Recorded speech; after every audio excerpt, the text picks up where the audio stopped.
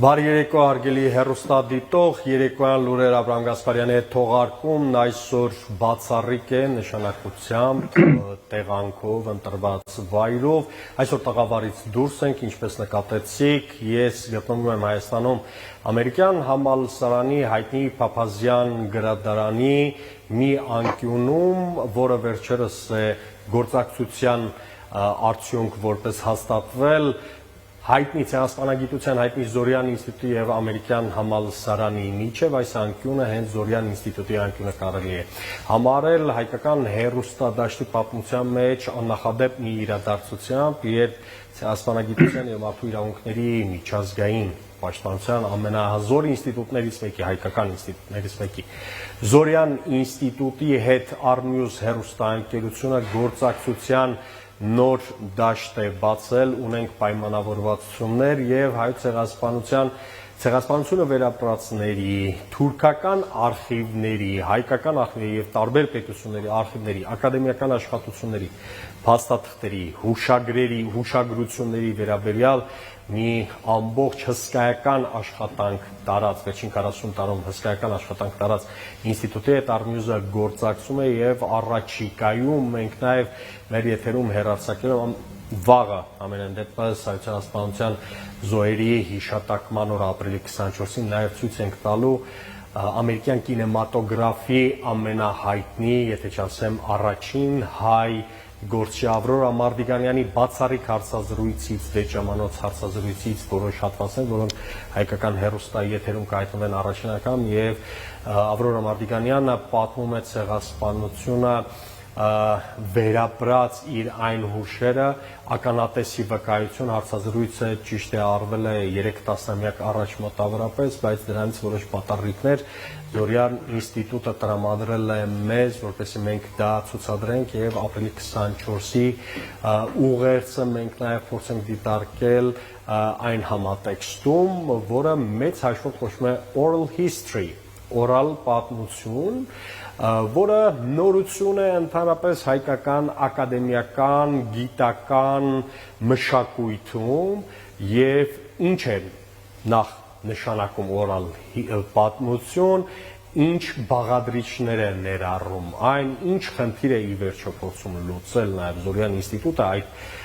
համարձակ, ես կասեի, հանդուգն քայլով դրական իմաստով, որովհետև խոսել ցեղասպանագիտության մասին եւ չներկայացնել այն ամբողջ արխիվը, տեսա, ձայնա, լսային, այսպես ասեմ, փաստավավերագրությունը, հատկապես 21-րդ դարի տեխնոլոգիաների աշխարհում եւ չօգտվել այդ հնարավորությունից, կարծում եմ շատ մեծ բաց կլիներ եւ այդ բացը լրացնելու համար լուրջ աշխատանք է տարել Կանադայում դեռևս 40 տարի, ավելի քան 40 տարի առաջ հաստատված հայոց ցեղասպանության ամենալուրջ ուսումնասիրող հետազոտական կենտրոններից մեկը Զորյան ինստիտուտի այսօր ես զրույց եմ ունենալու զրուցելու եմ երկու հետաքրքիր մարդկանց հետ, որոնցից մեկը գտնվում է Կանադայում հենց Զորյան ինստիտուտի հիմնադիր Գրեգ Սաքսյանի հետ եւ ծրագրերի համակարգողի հայաստանյան ծրագրերի համակարգողի հետ, բայց մինչև այդ ցանկանում եմ 3 հիմնական թեզով նշել այն ամենը, ինչ այսօր տեղի է ունենում Թուրքիայի ավանդական ժխտողականության պայքարի համատեքստում։ Առաջին, Թուրքիան փորձում է աշխարհին ներկայանալ սպիտակ աղավնու եւ անվախ կերպարի պատմուճանը հագին, սպիտակ աղավնու կերպարով, թե մեր արխիվները բաց են, մենք որևէ խնդիր չունենք մեր արխիվները ցուցադրելու։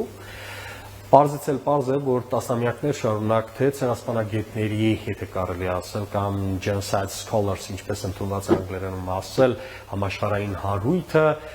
2000-ական թվականների սկզբից բազմիցս եւ հայտարարություններով եւ տարբեր փաստաթղթերով նշել է եւ ընդունել է, որ հայոց ցեղասպանությունը համապատասխանում է 1948 թվականին ցեղասպանության եզրույթը տերմինը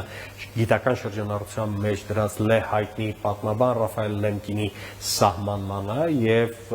երևի շատերը գիտեն, որ հենց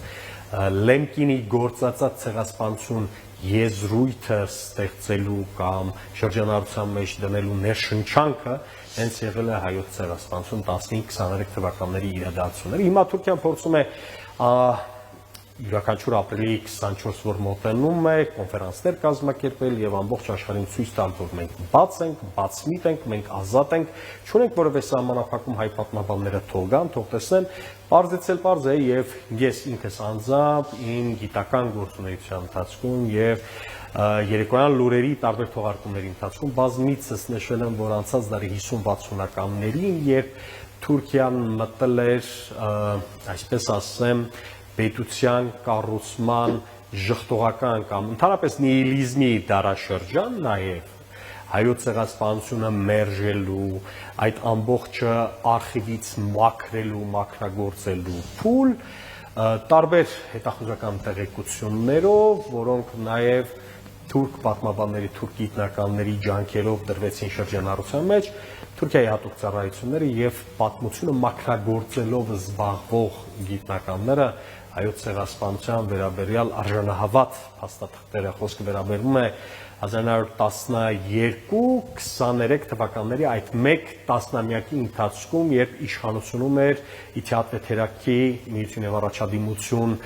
կուսակցությունը, որի պարագլուխներն էլ հենց 1911 թվականից 11-12 թվականների Սալոնիկում իրենց գաղտնի ժողովից, երբ հայոց ցեղասպանությունը իրականացնելու կազմակերպելու որոշումը եւ տարագրությունը կազմակերպելու ամենակարևորը որոշումը ընդունվեց, մինչև 23 թվական Աթաթուրքյան ժամանակակից հանրապետությունը այդ արխիվի բազմաթիվ փաստաթղթեր վերացրել են։ Սա շատ կարևոր է գիտակցել, որովհետև երկրորդ փաստն եմ ուզում արձանագրել, Զորյան ինստիտուտը իր բոլոր հնարավորություններով, բոլոր ջանքերով, ցանցերով, համաշխարհային գիտական շրջանակների ներգրավելով process-ի մեջ կարողացել է ոչ միայն փոկել, կորզել, այլ նաև գիտական հանրությանը հազարավոր ապացույցներով ցույց տալ, որ այն ինչ տեղի է ունեցել երիտթուրքերի կառավարման տարիներին 15-23 թվականներին, այն համարվում է ցեղասպանություն ըստ Լենկինյան չափանիշների, եթե կարելի ասել, որն էլ հիմք հանդիսացավ ամբողջ միջազգային հանրության համար ցեղասպանությունների կանխարգելման կոնվենցիա ընդունելու եւ քաղաքակիրթ աշխարհը, քաղաքակիրթ պետությունները առանց այդ կոնվենցիան վավերացնելու միջազգային հանրությանը չեն կարող մարդու իրավունքների պաշտպանության մեծ հաշվով մասին խոսել եւ երրորդ կարևոր հանգամանքը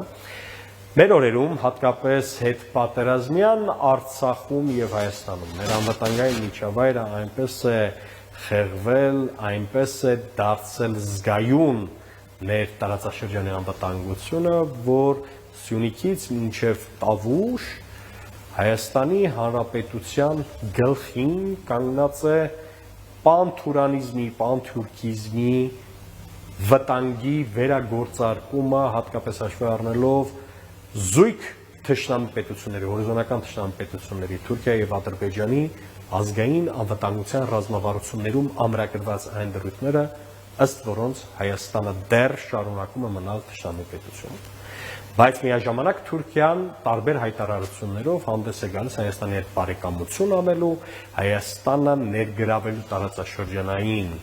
ապաշրջափակման կոմունիկացիոն ծրագրերի մեջ, այսինքն փորձում է մի կողմից ցույց տալ, որ մեզ համար անընդունելի է ցեղասպանության փաթեթը առհասարակ եւ Հայաստանի Հանրապետությունը չպետք է զբաղվի այսպես կոչված պահանջատիրական փաթեթով կամ ինչպես հայկական շրջանակներում են ընդունված ասել հայոց ցեղասպանության հետևանքների վերացման, այդ ընդհանրապես թուրքական ներթուրքական դիսկուրսում Կարսի պայմանագրի վավերացման խնդիր, տարածքային պահանջատիրությունից հրաժարվելու խնդիր, բայց մյուս կողմից Հայաստանը ներգրավել, ինտեգրել տարածաշրջանային տարբեր խնդիրներ։ Հիմա այս ամբողջ իրադարձությունների բովում, որտեղ հայ գիտնականը, որտեղ հայ ակադեմիականը, ինչ դերակատարում ունի Զորյան ինստիտուտը, եւ եթե Թուրքիան ներկայացրեց հարաբերությունների բարելավման համար հերթական նախապայմանը կազմել այսպես կոչված պատմաբանների հանձնաժողով, ինչի ականատեսը մենք եղել ենք անցած 3 տասնամյակում եւ 2 անգամ մերժում է ստացել, բնականաբար Հայաստանի Հանրապետության կողմից, թե ոչ ֆորմալ կարգով Հայաստանի Հանրապետություն միշտ էլ աջակցել է թուրքերի հետ երկխոսությանը, բայց շրջանցելով նաև հատուկ պատմաբանների հանձնաժողով ձևավորելու պահանջը թուրքերի կողմից։ Հիմա մենք կանգնած ենք հերթական վտանգի առաջ, որ Թուրքիան կարող է տարածաշրջանը այսպես վեցակում գործակցության դաշինք ստեղծելու, այդ թվում նաև Հայաստանը ներգրավելու այդ process-ում, Հայաստանին կարող է ներկայացվել հերթական պահանջը ցեղասպանության խնդիրը մեկընդմիշտ վերացնել քննարկումների օրակարգից, արդյոք մենք ունենք որևէ ասելիք այդ առումով, արդյոք որևէ անելիք ունենք, փորձելու եմ նաև պարզել, այնպես տեսնում եք, այստեղ երկու բաներ ունենք, Հայաստանի Զորյան ինստիտուտի հետազոտությունների եւ զարգացման միջազգային հիմնադրամի ծրագրերի համակարգող Մարի Հովհաննիսյանի հետ եմ զրուցելու, Տիկին Հովհաննիսյան, բարև ձեզ, խնդրեմ մոտենաք։ Շնորհակալություն նաև ամերիկյան համալսարան եւ ձեզ, որ COVID-ի պայմաններում բացառության կարգով մեզ տրամադրեցիք այդ հնարավորությունը, որպես խոսենք նաև ձեր ինստիտուտի այն կոթողային աշխատանքի գործունեության մասին, որի վերաբերյալ Հայաստանում միայն գիտական շրջանակները գիտեն եւ Արնյուզի երեկոյան լուրերը այն հնարավորությունը, որպեսզի մենք հարայնացնենք ձեր գործունեությունը, որովհետև իսկապես որպես ինքս գիտությամբ զբաղվող մարդու գիտեմ արժեքը եւ այն տանջանքը, որ այս ինստիտուտում ներգրավված հայ ազգի, օտարազգի բոլոր գիտնականները իրենց ներդրումն են ունեցել։ Եվ առիթից օգտվելով պարզապես ուզում եմ ոչ թե շնորհավորել, այլ բարի վերադարձ, բարի տունդարձ ասեմ Զորյան ինստիտուտին, որովհետև որքան էլ դուք բարոյապես եւ հոգեպես ներկա եք եղել Հայաստանում հետանկախական շրջանում, այդուհանդերձ արդեն ունեք հստակ հասցեներ։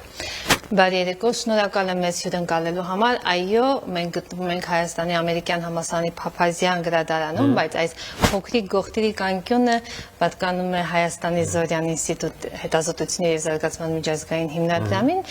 որը պաշտոնապես գրանցվել է 2020 թվականին, բայց Զորյան ինստիտուտը մշտապես եղել է Հայաստանում։ Զորյան ինստիտուտը հիմնադրվել է 1982 թվականին դեռևս Ամերիկայի Մասաչուսեթս նահանգի Բոստոն քաղաքում, ապա Տորոնտոյում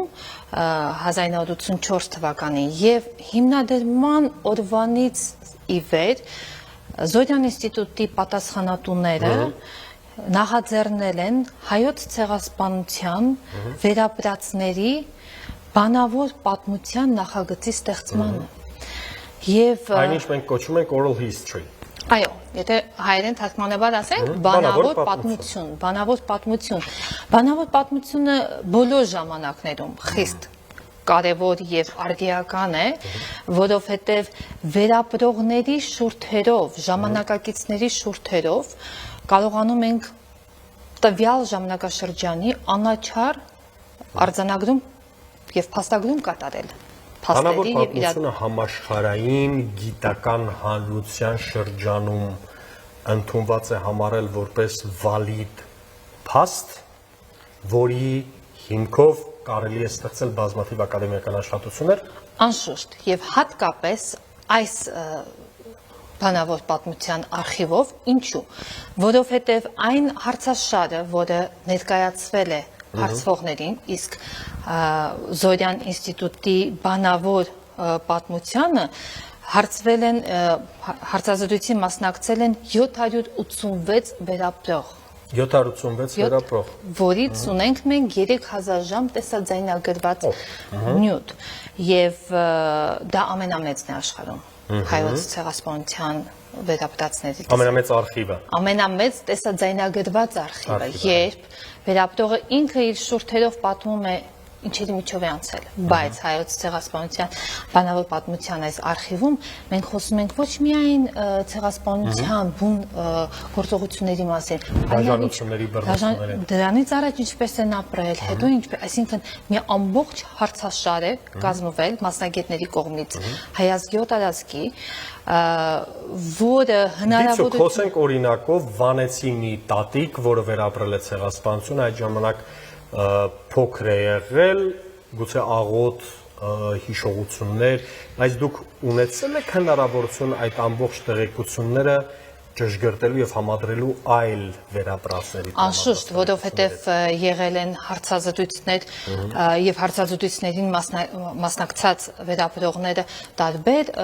նահանգներից, շրջաններից, գյուղերից են եղել եւ յուրաքանչյուր հետազոտող, գիտնական, արվեստագետ կարող է վերցնել եւ տեսնել, թե օրինակ Խարբերդում, Վանում Թվայնացված է այս 3000 ժամ տեսաձայն։ Այո, թվայնացված է եւ այնինչ որ հիմա գտնվում է այստեղ, այս կենտրոնում, դա կրկնօրինակն է եւ Մայրօրինակ գտնվում է Տորոնտոյում։ Այո, Տորոնտոյում է գտնվում։ Արդեն սկսել են աշխատանքները այս նյութերի հետ։ Ինչ ուղղություններով։ Եվ գիտական եւ մշակութային զորօրինակ Aurora Sunrise հայերեն Աշխալույսի լուսաբացը ֆիլմը, որը Զորյան ինստիտուտը Բարս մեդիա մշակութային հիմնադրամի հետ սկսել է աշխատանքները դեռևս 2015 թվականին եւ հուսանք, որ այս տարեվերջին արդեն մենք կունենանք ֆիլմի ամբողջական այո եւ ցուցադրության այստեղ ինչպես տեսնում եք ընթացքն է ինչպես է այո նկարահանումը իրականացել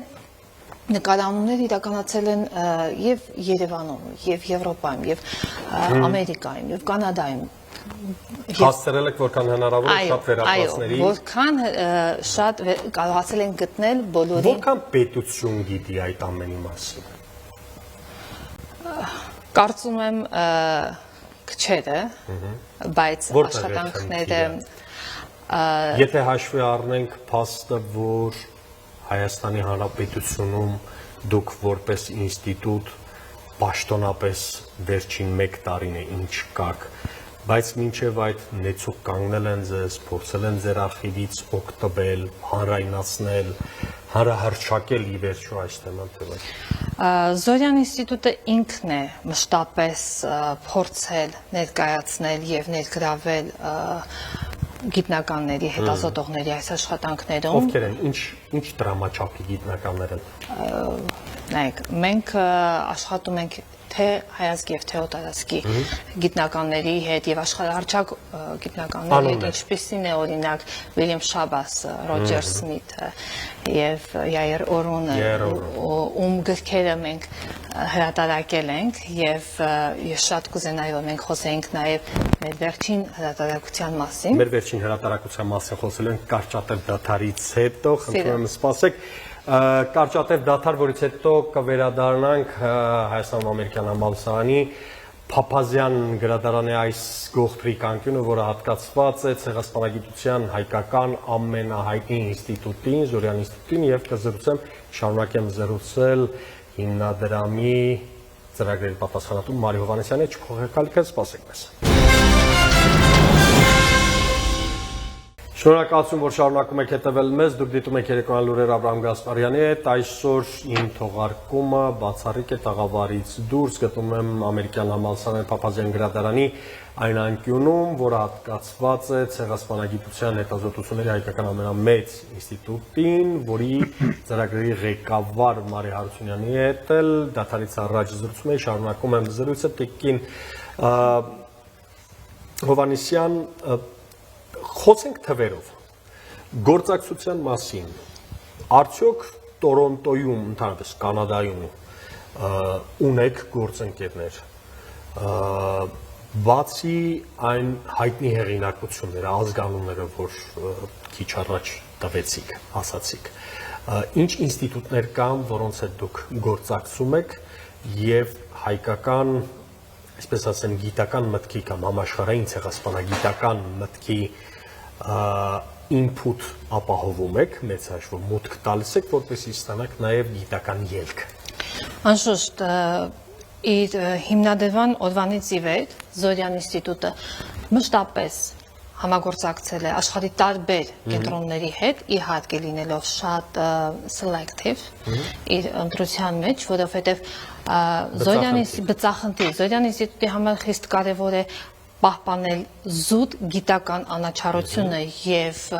համագործակցությունը եղել է տարբեր ինստիտուտների հետ։ Մենք ունենք 39 տարիների ընթացքում 45 հրապարակված գիրք աշխարհի տարբեր հեղինակների կողմից, Քանի լեզվով։ տարբեր հայերեն, անգլերեն, թուրքերեն, ռուսերեն եւ առաջին հրատարակություններից մեկը եղել է The Karabakh File, որը անդրադառնում է Ղարաբաղյան հիմնահարցին 1988 թվականից ի վեր, երբ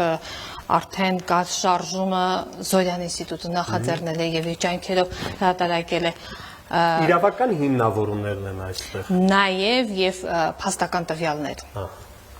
Ու նախընտրելի կլիներ նման արխիվային փաստաթղթերի նաև Հայաստանի իշխանությունը ծանոթանար, որպեսզի երբ Թշնամի պետության նախագահ Երևանի, Հայաստանի ընդհանրապես Զանգեզուրի, Սյունիքի, Արցախի վերաբերյալ տահաս քաղաքականապես տահաս հայտարարություններն ան կարողանան արխիվային փաստաթղթերով պատասխանել նաև։ Զորյան ինստիտուտը ունի այս գրքի եւ անգլերեն եւ ֆրանսերեն հրատարակությունը ունենք The Sumgai Tragedy, որն անդրադառնում է Սումգայիթյան ջարդերին եւ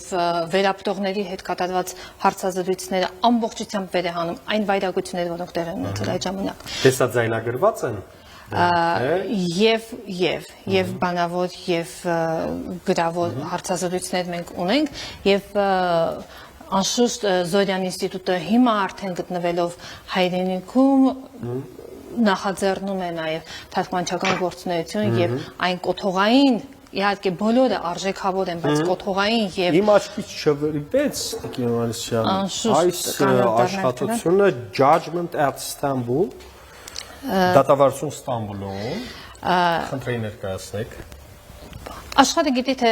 հայոց ցեղասպանության վերաբերյալ դատավարություններ չեն եղել եւ այն չի դատապարտվել եւ այն չի ճանաչվել Ահավասիկ այս գիրքը ցույց է տալիս որ ցեղասպանությունը դատապարտել են դեռևս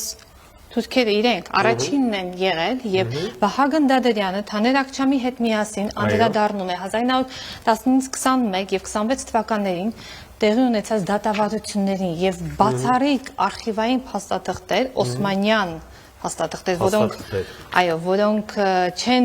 հասանելի չեն եղել Ունենք որպես ավելված գրքում աշխատությունում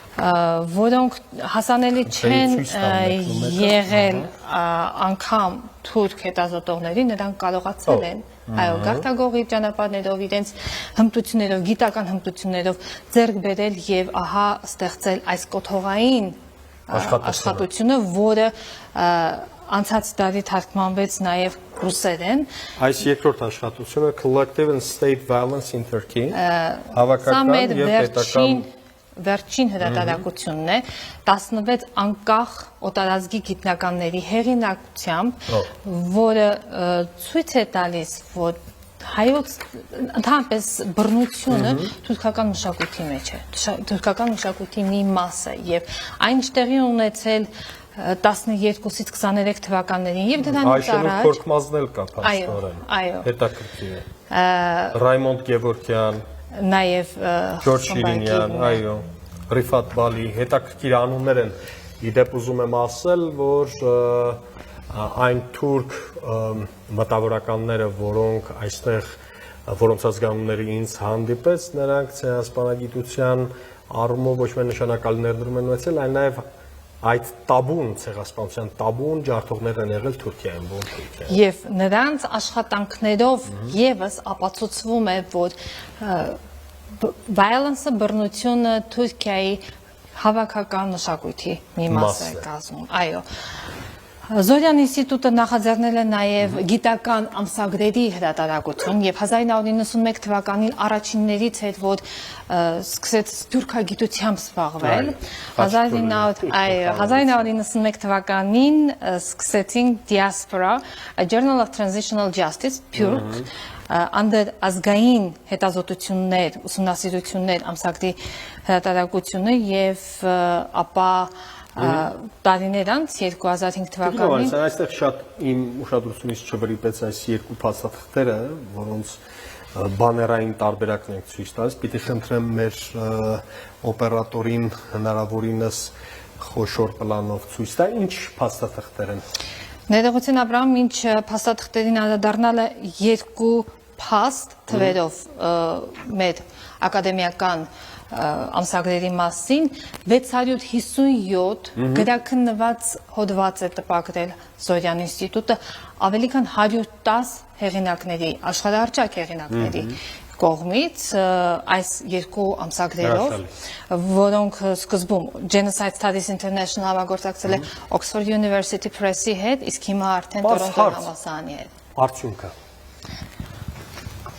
Այսօր արդեն շատերը գիտեն, որ անհետքելի է հայոց ցեղասպանությունը եւ մենք ոչ թե գնում ենք ճանաչման, այլ հետևանքների վերացմանը։ Տեսեք, շատ հետաքրքիր այդ առումով մեր ժամանակը սահմանափակ է, մենք դեռ Կանադա պիտի միանանք, մի այլ առիթով անպայման ձեզ հյուրընկալենք արդեն մեր տաղավարում։ Տեսեք, պետությունները ցեղասպանության փաստի ճանաչումը դիտարկում են բացառապես քաղաքական նպատակահարմարության եւ գեոպոլիտիկ տեկտոնային շարժերի համատեքստում։ Թուրքիան է միայն, որ ասում է պատմությունը թողիկ պատմաբաններին, այնինչ ցեղասպանության ճանաչման եւ հետևանքների վերացման խնդիրը առաջին հերթին քաղաքական process է, եւ մենք չենք կարող զերծ մնալ դրանից։ Զորյան ինստիտուտը բոլոր այն պետությունները, մոտ 3 տասնյակ պետություն, որ ընդունել է ցեղասպանության փաստը կամ միջազգային կազմակերպությունները, ինչ ներդրում է ունեցել այդ առումով։ 2014 թվականին լույս է տեսել Wolfgang գերմանացի աշխարհահռչակ գիտնական Wolfgang Gusti Armenian Genocide գիրքը, որն ամբողջությամբ վեր է հանում այն վայրագությունները, փաստերով, արխիվային փաստաթղթերով ապացուցում է հայոց ցեղասպանության եղելությունը, որի շնորհիվ մի process էլ Գուստի նկատմամբ դրսևորվեց։ Այո, որի շնորհիվ 2016 թվականի հունիսի 2-ին Բունդեսթագը ընդունեց բանաձև հայոց ցեղասպանությունը դատապարտող։ Այստեղ տեսնում եմ նաև մի մեջբերում Մեմեդ Ալիբիրանդից եւ մտավորական լրագրող։ Այո, եւ Ջեմ Օզդեմիրը, ով խոսում է Wolfgang Gusti աշխատանքի եւ Զորյան ինստիտուտի բացառիկ ներդրման համար, որ օգնեց, ֆինանսավորեց կատարելու այս աշխատանքը եւ վերհանելու եւ հրատարակվեց, որը եւս այն կոթողային աշխատություններից է, որ պետք է թարգմանել։ Եւ Սթենլի Քերի հավաքածուն Near East Relief-ի աշխատակիցներից մեկն է եղել, ով եղել է Մարաշում, այն թափում Զեյթունում եւ մյուս այլ բնակավայրերում հայկական հավաքագրել է, ունի լուսանկարներ, փաստեր, նամակներ եւ եւս մեկ անգամ ապացուցում է ամերիկացի այս միսիոները հայոց ցեղասպանության դաշնությունը, եղելությունը, որը բաց է հետազոտողների համար, իհարկե նրանք պետք է հատուկ ընթացակարգ կա, ինչպես դիմել Զորյան ինստիտուտին, բայց բաց է հետազոտողների համար կարող են։ Շատ շնորհակալ եմ հետաքրքիր ինֆորմատիվ այսպես տեղեկությունների համար, լիահույս եմ, որ եւ այս ֆիզիկական հասել եւ վիրտուալ տիրույթում ուսանողներին ոչ միայն Հայաստանում, այլ նաեւ ամբողջ աշխարհում կհետաքրքրի ձեր գիտական մատերիալը, առհասարակ ակադեմիական նյութը, որի վրա էլ աշխատելով կարողանան ավելի մեծ Անշուշտ մենք ուսանողներին նաև անմիջապես ենք ծանոթացնում, որովհետև 2002 թվականից սկսած Զորյան ինստիտուտը կազմակերպում է ցեղասպանագիտության եւ մարդու իրավունքների համալսարանական ծրագիր Տորոնտոյի համալսարանի հետ միասին եւ որին մասնակցել են 47 երկրներից շուրջ 600 ուսանող, որից 42-ը Հայաստանից, թուրքական կան ամեն տարի նրանք ստանում են կրթաթոշակ եւ հրավիրվում են իհարկե մրցութային կարգով է այդ ամենը ընթանում գիտական հրատարակություններ ունենում են բնականաբար օբյեկտիվ պատմական ուսումնասիրությունների համատեքստում անշուշտ դրող հանձնաժողովում ներգրաված են գիտական խորհրդի անդամները, ովքեր հիմնականում օտարազգի գիտնականներ են եւ նրանք շատ խիստ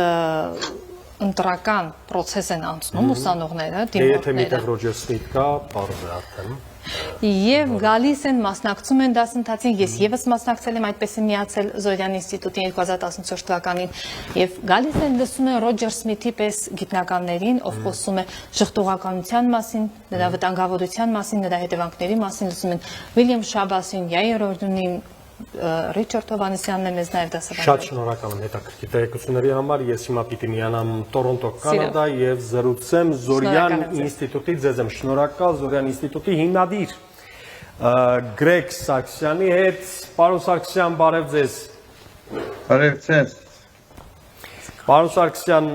ես Տիկին Հովանեսյանի հետ քիչ առաջ զրույցը ընդհատեցի եւ կանգ առանք Կանադայում այն գիտակրթական process-ի վրա, որը ծավալում է Զորյան ինստիտուտը եւ ունի նշանակալից արդյունքներ։ Կպատմեք մի փոքր Կանադայից։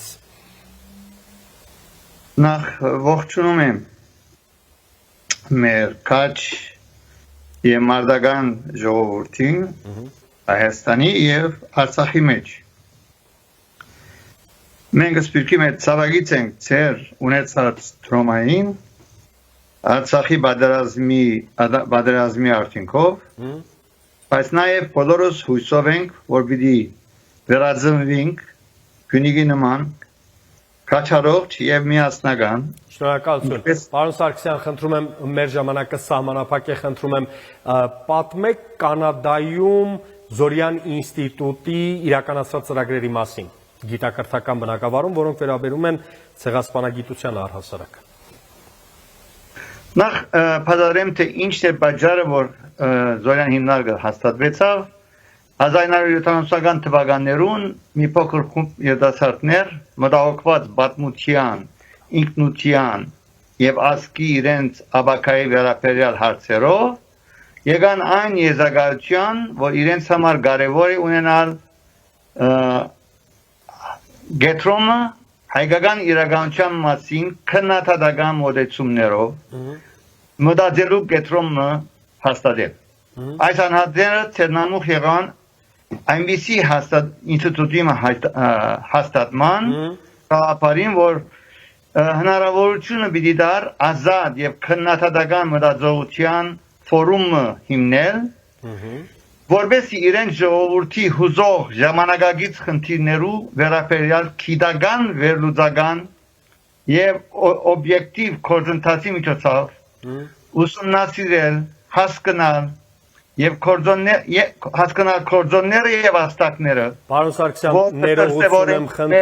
ներողություն եմ խնդրում, ստիպված ենք ընդհատել զրույցը մի քանի վայրկյան տևողությամբ դադար, որից հետո կվերադառնանք եւ կշարունակենք զրույցը Զորյան հիմնարկի հայոց ցեղասպանության հետազոտությունների ամենամեծ հայկական հիմնարկի հիմնադիր Գրեգ Սարգսյանի հետ, որի հետ զրուցում եմ on-line Տորոնտոից։ Սպասեք մեզ, չփոխեք ալիքան։ Շնորհակալություն, որ շարունակում եք հետևել մեզ, դուք դիտում եք երեկոյան լուրեր Աբրահամ Գասպարյանի հետ, թողարկման վերջին ամփոփիչ հատվածն է, ես on-line հեռավար, այսպես զրուցում եմ Զորյան ինստիտուտի, Զորյան հիմնարկի հիմնադիր Գուրգեն կամ Գրեգ Սարգսյանի հետ։ Պարոն Սարգսյան, մեկ հարց ունեմ ձեզ ուղղելու,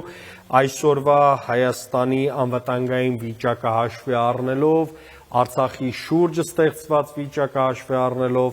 առավել քան արդիական է դառնում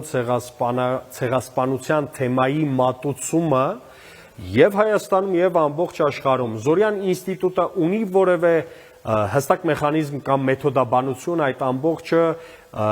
ուսանողական, գիտական, աշակերտական, ինչու ոչ հանրույթի սեփականությունը դարձնելու։ Այո, ամենակարևոր հարցը այն է, որ մենք պետք է հարց տանք, թե ինչպես պիտի բացատրվի ցեղասպանությունը, հայոց ցեղասպանությունը մեր ժողովրդին, մեր աշակերտներուն, մեր ապագա սերունդներուն։ Պետք չէ մատուցվի որպես ցեղային, ասենք, ադերության հիման վրա։ Պետք է մատուցվի աշխարհակ, ասենք, գեոպոլիտիկա, աշխարհակ քաղաքական նկատառումներով, այսինքն այդ ակնոցը դիտված, որը Թուրքիան այո, պետք է ադերությունը ստեղծեին, այսինքն պետք է dehumanize, ապա մարդկայնացնեին հայությունը, որպես կարենային չարթել, բայց միան հայերուն չէ, որ չարթեցին եւ ադեցին հայերուն, նաեւ չարթեցին ուրիշ փնիկ ժողովուրդներ Անադոլուի մեջ, ինչպես Փոնտիկ քույները, ինչպես եզիդիները, նույնիսկ իսլամացած քյուրդերը, այսինքն քյուրդերը նույնիսկ եւ ալևիները, որտեղ իրենց համար նպատակն էր ամբողջ անատոլիան թարգմանել փանթուրանիզմի հոգեբանությամբ թուրք ժողովրդի երգիրը։ Որքան ժամանակ որ թուրքական պետության աշխարհակահաղական առաջնահերթությունները մշտական են, տարածաշրջանի բոլոր ժողովուրդները ցեղասպանության վտանգին դեմ հանդիման են կանգնած։ Եվ այդ ակնոցեն պետք է դիտվի Արցախի հարձակումը։ Այդ անգունից պետք է դիտվի փանթուրանիզմի ակնոցով պետք է դիտվի աշխարհակահաղական նկատառումներով պետք է դիտվի։ Ուրեմն մենք պետք է մեր աշակերտներուն փոխանակ սովորեցնելու ադելություն Թուրքին նկատմամբ սովորեցնենք թե ինչ են ան կորձոններ եւ աստակները որ մեղեցին որ մենք այսօր 450,000 քառակուսի կիլոմետր երկրին ունեցանք միայն 27,000 քառակուսի կիլոմետր եւ մեր ժողովուրդը Արևմտյան Հայաստանի մեջ չարթվեցավ այդ նկատառումներով ոչ թե անպայման թիրախավորվեցան որպես հայ բայց թիրախավորվեցան որպես էթնիկ խմբավորումը որ պետք է վերցվեր այդ հողամասերն ինչպես նաեւ եկեք այստեղ էլ կանգ առնենք պարոն Սարգսյան բայց խոստացեք որ Երևան այցելելուն պես այցելելու եք Արմյուս հեռուստաընկերություն եւ երեկոյան լուրերի միջոցով կանդրադառնանք այս թեմային ավելի մանրամասն շնորհակալ եմ ես զրուցում էի Հայոց ցեղասպանության ընդհանրապես մարդու իրավունքների հետազոտությունների հայկական ամենամեծ ինստիտուտի Զորյան ինստիտուտի հիմնադիր Գրեգ կամ Գուրգեն Սարգսյանի հետ ավարտեմ այսօրվա իմ թողարկումը շարունակեք հետևել Արմյուզի թողարկումներին վաղ առավոտյան շուտ մեր նկարանող խմբերը հերթապահելու են Ծիծեռնակաբերդում ծաղիկ են խոնարհելու Հայոց ցեղասպանության զոհերի հիշատակը հավերժացնող անմար կրակի մոտ եւ բարբերաբար լինելու ենք եթերում ներկայացնելու ենք մեր մտավորականությանը, մեր գիտնականներին եւ պարզ քաղաքացիներին, որոնք եկել են իրենց հարգանքի տուրքը մատուցելու Հայոց ցեղասպանության 106-րդ տարելիցին կամ հայկական պահանջատիրության 106-րդ հանգրվան։ Դուք դիտում եք երեկոյան լուրեր Աբրահամ Գասպարյանի հետ, կհանդիպենք վաղը երեկոյանի 7-ին արդեն Ծիծեռնակաբերդում պինդեղեք։